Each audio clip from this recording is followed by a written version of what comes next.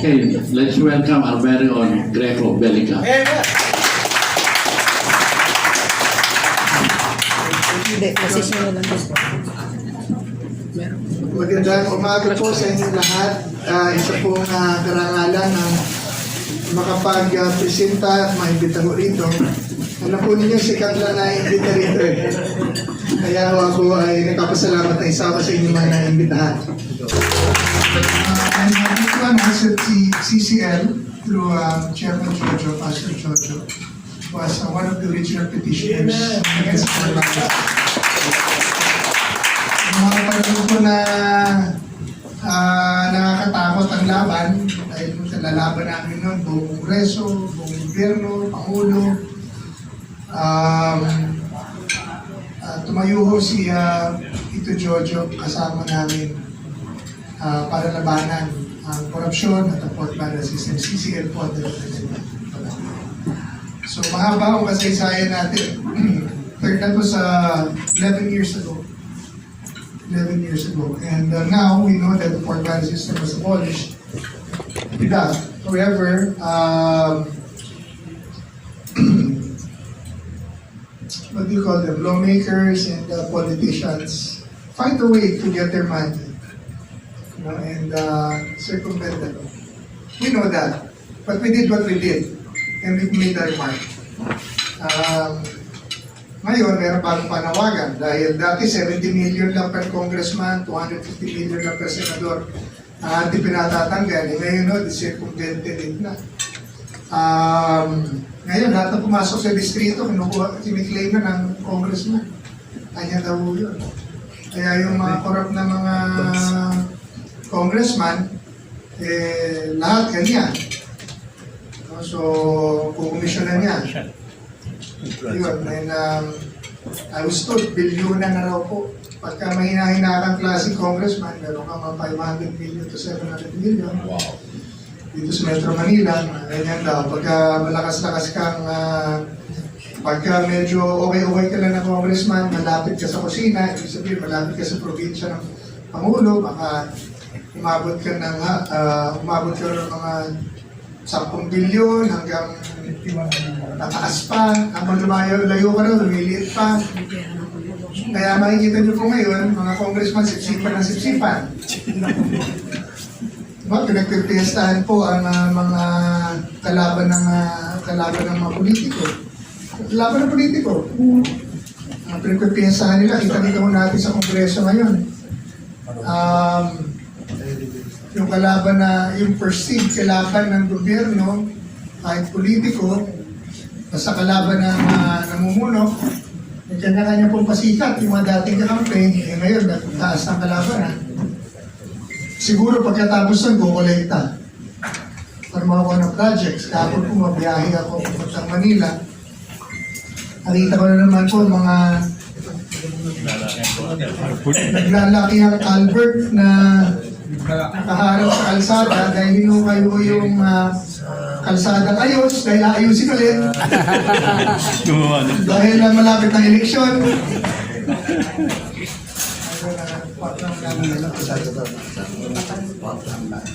Malaki yung kasi yung commission.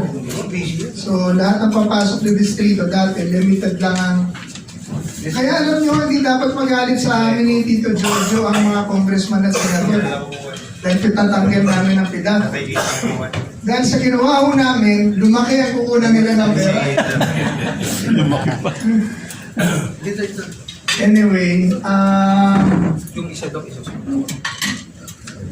that's why, alam naman po natin yan, ang kasamaan lagi will push us way, lalo na pagkaparating ng pagkakataon. Diba tayo ho, ng mga mananampalataya, ay dapat patuloy na sinusulong, ang katuwiran, kaayusan, kaisipan, at mga batas ng Diyos sa ating bayan. Dahil lagyan natin, pagdating niya, tapat tayo sa sasabihin at pagpalain ng ating bansa. So magandang umaga po sa inyo lahat. Nabati ko rin ang ating ex-future President, Atty. Dr. Joy Montanero. Ex-future po yun. Ex-future president. Kasi tapos na eh. So baka ngayon, future senator na. Okay, at makagalang-galang po nating bisita. Ako bilang bisita. Pero hindi ako ay isa ninyo. So, well, today, I was asked to present itong advocacy na amin itong sinusulong over the Philippines, the Constitutional Convention. The time that I was asked to share with you, I think a month ago, hindi ko natuloy dahil namove hanggang na eksakto po ron sa date naman ng launching namin sa CAR na pinangunahan po ni Mayor Magalong. Si Mayor Magalong po ay sumama na sa amin para manawagan ng Constitutional Convention. So nung araw po yun, makiat po kami ng Baguio at inimbita namin lahat po ng local government officials, stakeholders ng CAR, governors, congressmen, mayors, barangay chairmen, and all stakeholders, police, armies, churches, businessmen, to attend the Constitutional Convention. Na ito rin ang ating presentation. Ang Constitutional Convention po ay isang convention kung saan tayong mga tao ay magkakaroon ng pagkakataon mag-participate sa pagbabalangkas ng ating saligang batas para maisulong ang mga interes na pangtao at hindi pang politiko. Ito po ay isang sistema na aming pinaniniwalaan dahil ang ating current constitution that was drafted in 1986 is a revolutionary constitution which is supposed to be a temporary constitution na hindi na po akma sa panahon natin ngayon. And we've seen the shortcomings and the failures may be well intended, but this constitution that was written did not really reflect the principles of democracy that we wanted to see in our country. The freedom of every Filipino, families, churches, institution from a dictatorship government that withheld and took all our freedoms that God has given us.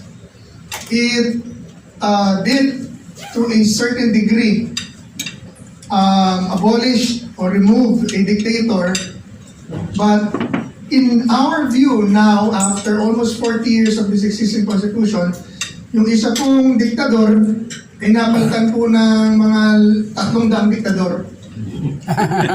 Dumawi ba? Dati isa lang ang abusado, well, may kakayanang mag-abuso. Sabi natin. Mag-abuso sa kapangyarihan, kalayaan, karapatan at pera ng taong bayan. Ngayon po, meron ka ng 300 sa Kongreso, 24 sa Senado, at mga mayor, gobernador, na may hawak ng kapangyarihan ng buong at kalayaan ng Pilipino at pera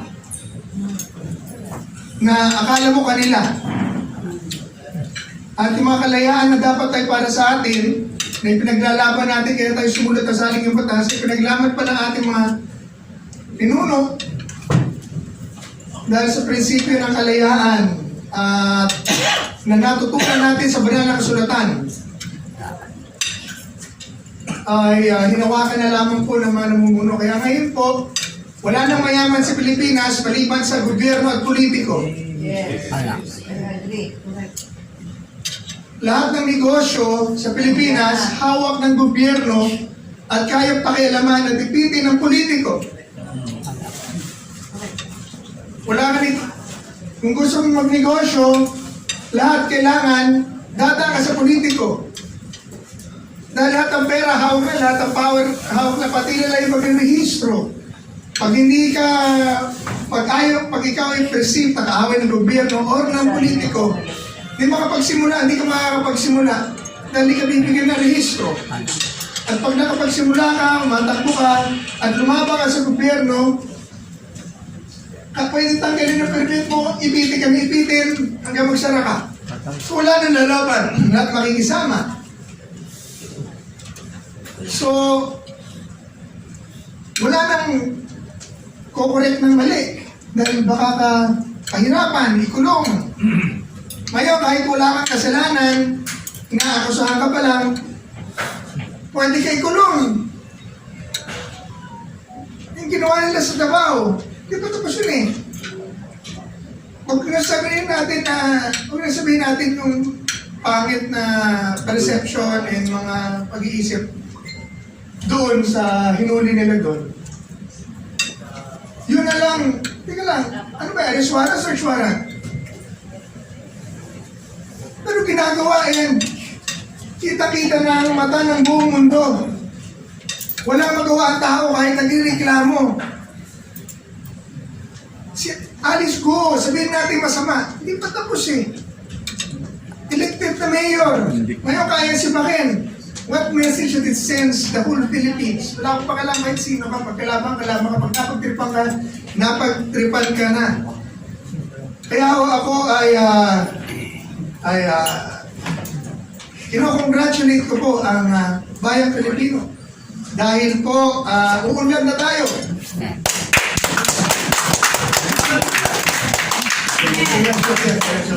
Uunlad na tayo. Dahil ayon sa gobyerno, nahuli na natin ang problema. Si Bloy at si Go, kaya uunlad na tayo. Ang focus ng gobyerno na ibinibenta sa tao. Pulihin si Alice Go, pulihin si Kibuloy. Para, dahil nahuli na sila, siguro bababa na ang presyo ng bilihin. Mawawala ng problema natin sa security. Gano'n po ba yun? Mawawala na ang korupsyon sa gobyerno. O talagang style lang to para... Alam niyo po ba na today, we are 17 trillion pesos in debt. Sabi sa akin sa Senado, Greg, sabi ng mga ekonomista dito, if the budget is 60% in debt, magkukolaps na ang Pilipinas. 70% na tayo, pare. Kasi, trust ng gobyerno ngayon, para labanan ng kahirapan, ay ayuda. Ayuda. Pera. Pamimigay ng pera. Tapos na yung pandemic. Sustain power. Bakit hindi trabaho? Paano tayo magkakaroon ng trabaho kung wala naman nagbubukas sa negosyo? Paano bubukas sa negosyo kung may puro korupsyon at red tape? Pag walang negosyo, walang trabaho. Pag walang negosyo, walang produkto. Pag walang produkto, mataas ang presyo ng bilihin. Paano magkakanegosyo kung kurap ang gobyerno? Ito yung, alam po ba, mamaya, makikita niyo po rito. You want more business, security is number 1. Number 2 is fight corruption and put it down to the minimum. Very simple. Para ang mga tao malaya maghanap buhay. Ang resources, bigay mo sa akin, hindi ko hawak ng gobyerno. Lahat po ng pera, hawak ng gobyerno. Kaya you want to make money, deal with the government. Why do it? Atin ang isip, atin ang trabaho, atin ang puhunan. Pero gobyerno susunod. Lilipat na lang po sa ibang bansa. And this is all systemic. Yun po ang problema. They're all doing this legally. Kaya po aming sinusulang Constitution Convention dahil hindi ko kaya ng isang tao baguhin yan, kailangan baguhin yung sistema. Sistema at tao kailangan mabago. So, ito po, kaya ko prepare ang presentation na ito. A case for Constitutional Convention. Next slide. Addressing corruption, political crisis. Parang hindi makita po. When government in its institution is no longer serves a purpose by which it was established in changing the Constitution through a Constitutional Convention is our right. best of us. Okay. Next slide. Next slide.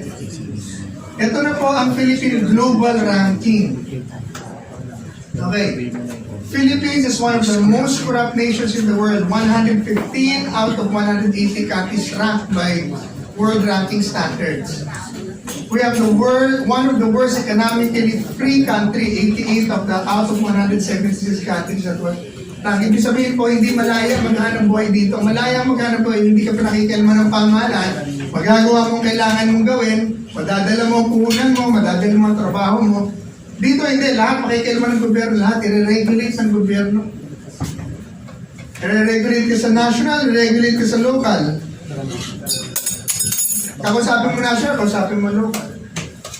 We have the worst justice index, kaya po rito hindi nadadala ang mga politiko, ang mga corrupt, ang mga kriminal, dahil hindi naman mapaparusahan. 97 out of 140 countries. 97 po tayo. And that leads us to having one of the weakest military powers in the world. Dahil yung pera, imbis na nagagamit po sa pambili ng armas,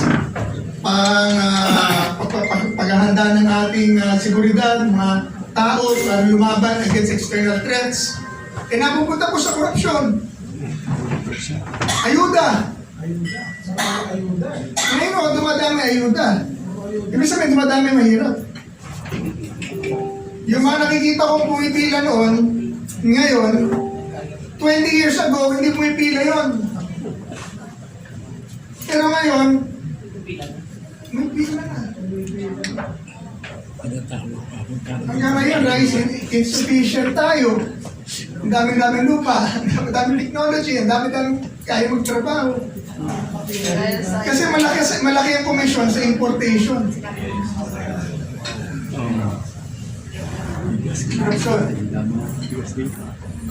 We are now 116 out of 138 in ease of doing index. Ibig sabihin po, napakahirap po kumuha ng mga permits sa red tape. Red tape po, 116 out of 138. Ang worst is 138. 116 tayo. And we are one of the last investment destinations in the world. 83. Number 83 po tayo. Number 1 ang the best. Number 83 tayo. Ibig sabihin, wala tayo sa chart ng mga pagpipilian. Bago ka tingnan, titingnan mo na 82 other countries on top of yun. Hindi ka na mapipili. Ang pupunta na lang dito, yung kadikit ng politiko. Kasi na magkakaroon ng monopolya. Pag konti ang nagninegosyo, pag ganun ang sistema, ibig sabihin corrupt yun. Pag corrupt yun, ibig sabihin konti makakapasok. Pag konti makapasok, konti ang magkakatrabaho. Konti mapuproduce na produkto, mataas ang bilihin. Yan po yun. Corruption, red tape, and only comes in government. Kaya namin pinupush ang Constitutional Convention dahil pag ito pong lahat ng yan, ang kapangyarihan na sinasabi ko, yung kanilang poder na yan, ay kapangyarihan na ibinigay sa kanila ng Constitution. It is the Constitution that gave this power to the President and to Congress to hold so much power and money. It's legal. Pag napaghatian na po nila na share nila ron, pagdating ho niyan sa Bicameral Conference Committee, sabihin ng pasok na yung mga insertions ng mga kongresista, sabihin ng presidente, itong budget ko.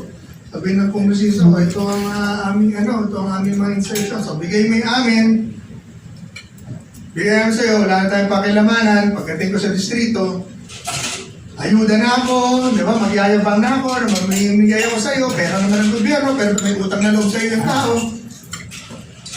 At kailangan dumaan sa kanila, sa gobyerno naman yan. At ako may utang na loob sa inyo, hindi naman sa inyo yan. Pera pala yun. Lupa natin ngayon, pag-aali na ng gobyerno. Lahat ng lupa rito sa Pilipinas, sa gobyerno. Paano naging sa gobyerno yan? Wala pang gobyerno, may lupa na. Ang lupa ko, bigay ng Diyos sa tao. Kaya bigay ng Diyos sa Mundo nilagay niya ang tao, hindi ho gobyerno. Dahil ang lupa, mana ng Diyos galing sa tao. Ngayon, dahil sa batas na mali at kapangyarihan, binigay ng gobyerno through the Constitution ng tao, binigay sa gobyerno through the Constitution, ngayon po lahat ng lupa, pati lupang binili natin, babayaran mo sa gobyerno taon-taon ng amilyar. Pag hindi mo binayaran yung amilyar, kukunin nila sa iyo yung lupa mo at pamimigay sa iba. Paano naging kanilang lupa? Eh wala pang gobyerno, may lupa na. Tawag ako tayo dito landless. Kaya kung ako masusunod, aalisin ko ang amilyar. Babalik ko lupa, ibabalik ko rin soil. Wala naman dati yun eh. Wala. Ginawang batas. Nung wala pa ang mga bago dumating ang mga Kastila rito, wala namang amilyar eh. Mga Kastila ho nagdala ng amilyar dito dahil ang kanilang legal doctrine tells them that all land belongs to the king. Kaya nga pinatay nila Lapu sa Magellan dahil lupa niya daw, tsaka siya kanya na raw ang Pilipinas. Kaya ito, kararating mo lang dito sa iyo na. Napatay siya. Pinatay siya ni Lapu-Lapu. Yun po yun. Problema, wala na yung Kastila, nandito pa yung batas nila. 1901, pinagtibay po ng Pilipinas yung Commonwealth. Inadak po yan noong 1941 naging batas. Babayad tayo ngayon namin. Pwede maalisin yan eh, anytime. Greeks, ano yan? Revolutionary. Hindi, revolutionary talaga kailangan natin. Revolutionary rin yung ginawa niyo sa Pilipinas. Ngayon po, ang buwis natin, aabot mahigit 50%. 32%, tapos IVA 12, tapos namin indirect taxes. Inheritance tax, may capital gains tax, may transfer tax, may interest tax, lahat na lang po may tax, pati tax. Ikaw ang nagtrabaho, kalahati kanila, so sila nag-ownerships natin, pera natin, ari-arian natin, lahat yan threatened na po. These are liberties that are God-given. Dahil pinanganak ka lang, meron ka niyan. Kalayaan mag-isip, kalayaan magsalita, kalayaan na bungkalin ang binigay ng Diyos at payamanin na yung sarili at ang iyong mga anak. Wala na po lahat yun. Dahil poder lang ngayon ang pamahalaan ng sino makapangyarihan. Siya meron decision. Siya meron control. Kaya tayo naglalagay ng konstitusyon para pigilan po yung mga ganong abuses and possibility of abuses of government. Next. So, ito po ang mga modes of revising or and amending the Constitution. Sige, sunod yan. Pero Constituent Assembly, Constitutional Convention, People's Initiative. Sige, next. Constitutional Assembly po, alam natin yan, yung sila-sila lang po yan, yung Congress lang. Pagawin nila yung sarili batas. Ayaw natin doon, bakit? Dahil pag sila-sila lang, interest na nila ipapasok na lang dyan. Term extension, mas maraming pera for them, mas maraming power for them. Kasi sila-sila yan eh. People's Initiative, huli na po natin yan, yan yung sumabit, nakahuli na nagbibigay ng ayuda sa palit ng firma, yung firma para sa pagpahayag sa constitutional amendment, sa bola po yan. Ang sinusulong po natin is Constitutional Convention. Bakit po? Dahil sa Constitutional Convention, kasali tayo doon. Makakapili tayo ng ating mga delegado na hindi yung mga nakaupo, pwedeng isulong ang mga interest ng tao. We don't have to be many or plenty. Isa lang kung magaling ang makapasok dyan, may expose lahat ng kalokohan nilang term extension, mapalaki ng pa. Pipigil po natin yan. Hindi natin magagawa yun sa Constitution Assembly. Kaya ako po pinapasok. Dahil ayoko ng term extension.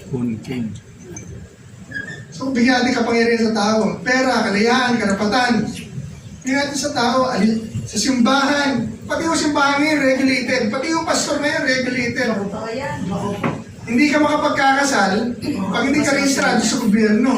Ang kapangyarihan mo magkasal ngayon, nanggagaling sa gobyerno. Ang kasal galing sa Diyos eh. Kapangyarihan at authority natin bilang ministro. Sa Diyos galing, baka tayo sa gobyerno pagparehistro. Permit. Wala pang gobyerno, meron ng Diyos.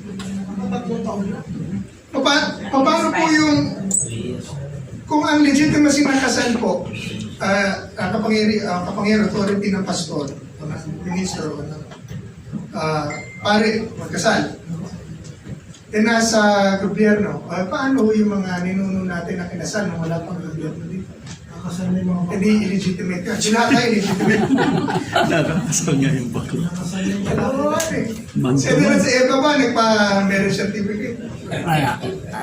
Si Lord nagkakasal. Dahil ang kasal, itinuro na ng Lord sa tao. Sa Diyos ang nagturo ng kasal. Kaya pinakaikalma na rin ho ng gobyerno.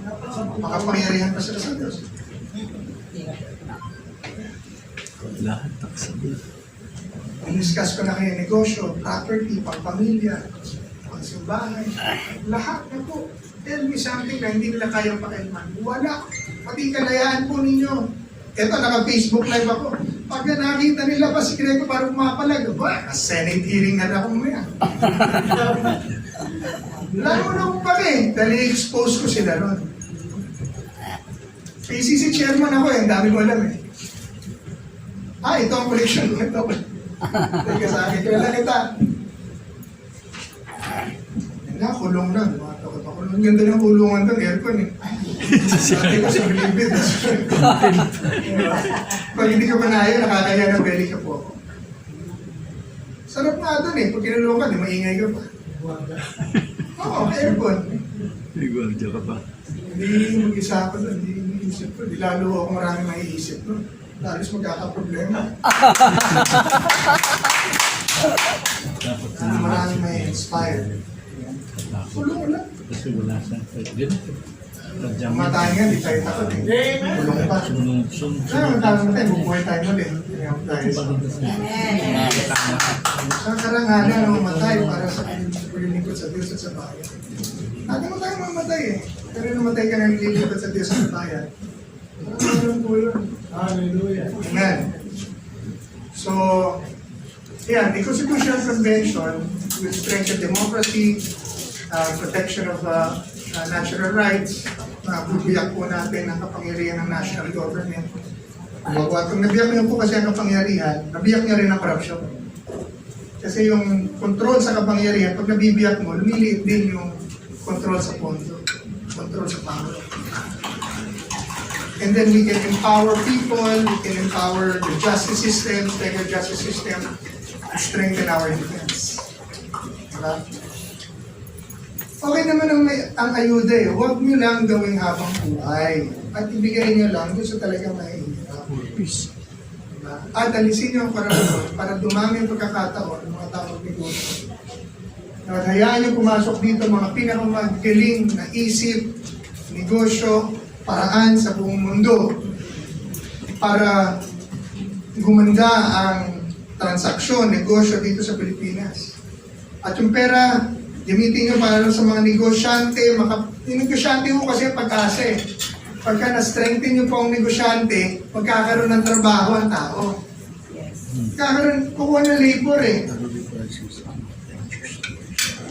Di ba? May labor, may trabaho kasi yung negosyante, mayroong opportunity magnegosyo or meet the need. At mayroong puhunan na pwedeng ibigay ang gobyerno para masimula ng kanyang hanap buhay. Si daddy lang, inventor kagad ang pumalakpak ko ako nung mami ko, I'm an inventor. Napapalakpak ako. Sabi ko ito, kailangan ng Pilipinas. Kasi nalang-suporta ng gobyerno, nalugmok ko ko, tama ko. Diba? Asa na suporta? Ano lahat sa ayuda? Ayuda yun, isa-isang tao lang ang nakapagbibigay lang. Ang boto ko kasi. Next. Ayan, pros and cons of the Constitutional Convention, mabasa niyo po yan. Pero I think the pros overweighs the cons of the Constitutional Convention. Next.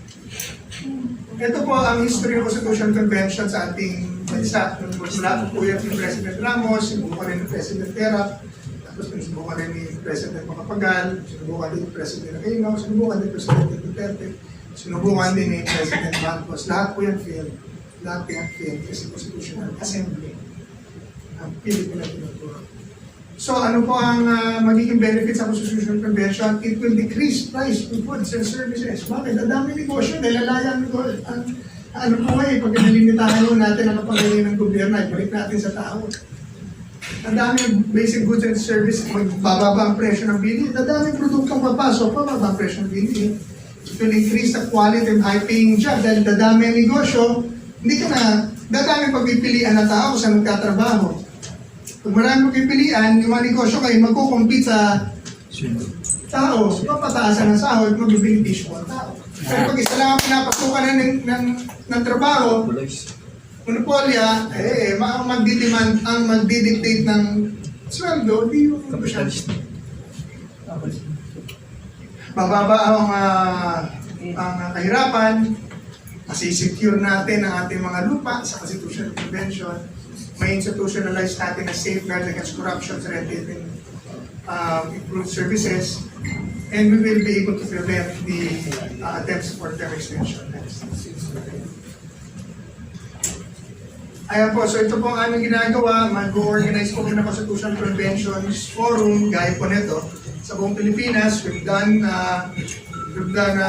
several in Luzon. We're planning to go down to Mindanao and Visayas. May mga sumama na po sa akin, kaso lang biglang pumasok ang election season. So mga politiko po ngayon ay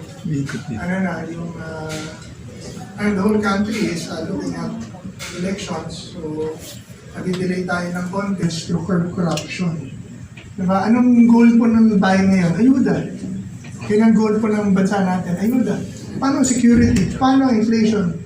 Paano trabaho? Alright.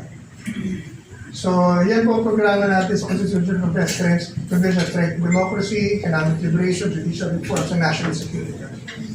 Next. So, I've shared to you my slides and my information because I want you to get involved, be informed, and attend the events. Dahil po, alam po natin, marami tayong masasabi, maka-involve tayo, maraming trabaho. So, maraming po salamat. I pray na paano kayo makakatulong, aralin niyo po itong siguro iwan ko yung slides dito, you can study it and then you can make your own groups and teach it among yourself, tapos magsama-sama po tayo, manawagan sa pamahalaan. Ano pa tayo yun? Isang Pilipino tayo, pinag-uusapan natin ano makakabuti sa ating bayan at para sa ating mga nasa. Maraming salamat po. Meron po kami dinanda na isang maikling music video ng Pilipino Tayo movement. Ito po ay pag-imbita sa lahat ng Pilipino makiisa sa Constitutional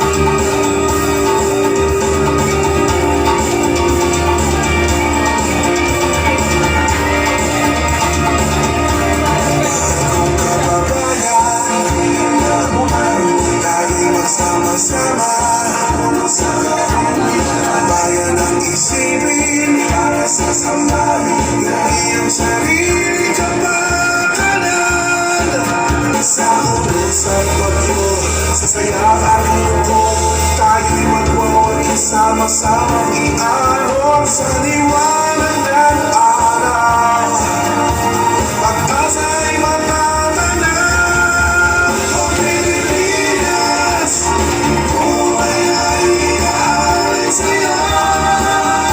Sa bawat hinga, sa bawat pitik ng aking puso, tunay na kalayaan, aking paglaban, sama-sama tayo. Isang kamiglain, ikaw at ako, Pilipino tayo. Oh, Pilipinas.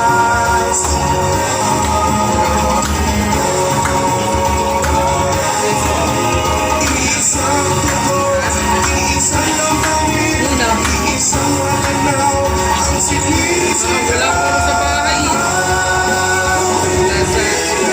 Nasa Buhay ay iaalay sa'yo. Sa bawat hininga, sa bawat pitik ng aking puso. Sige po, pag nakuwi ako, sabihin ko po. Buhay ay iaalay sa'yo.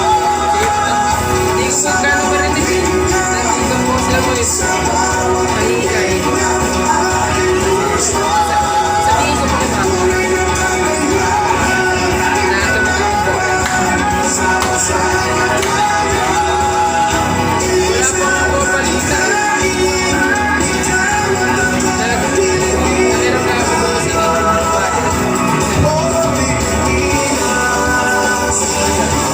ano po, parang in-invite ko sa inyo. Ano lang, dito lang sa Wow, napakaganda. Pilipino tayo. Praise God, mabuhay ang mga